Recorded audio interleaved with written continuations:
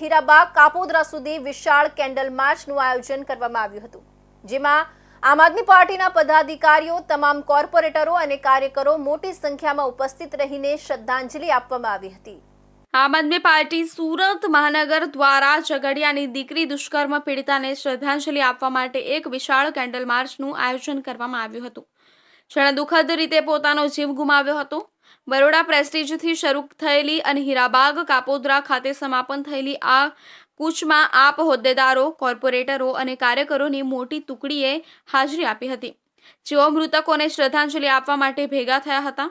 પીડિતાના અવસાન તરફ દોરી ગયેલી ઘટનાએ સમગ્ર સમુદાયમાં આઘાતની તરંગો મોકલી છે, જેમાં જાતીય હુમલાનો ભોગ બનેલા લોકો માટે સલામતીના પગલાં અને સમર્થનની તાત્કાલિક જરૂરિયાતને પ્રકાશિત કરવામાં આવી છે। કેન્ડલ માર્ચનું આયોજન કરવાની આપની ચેષ્ટા દુર્ઘટનાનો સામનો કરતી વખતે એકતા અને સામૂહિક પગલાંના મહત્વની કરુણાપૂર્ણ રિમાઇન્ડર તરીકે સેવા આપી છે।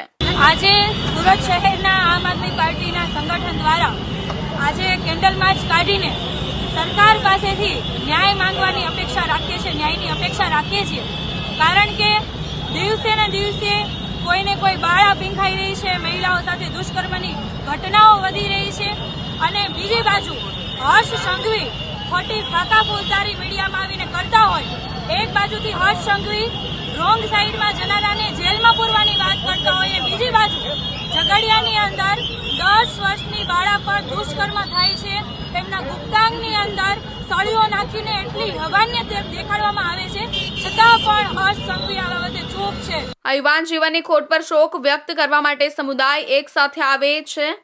એએપી જેવી સંસ્થાઓના પ્રયાસોને સ્વીકારવું આવશ્યક છે, જે મહિલાઓની સુરક્ષા અને સુખાકારીને લગતા મુદ્દાઓ વિશે જાગૃતિ લાવવા માટે અથાગ કામ કરી રહ્યા છે।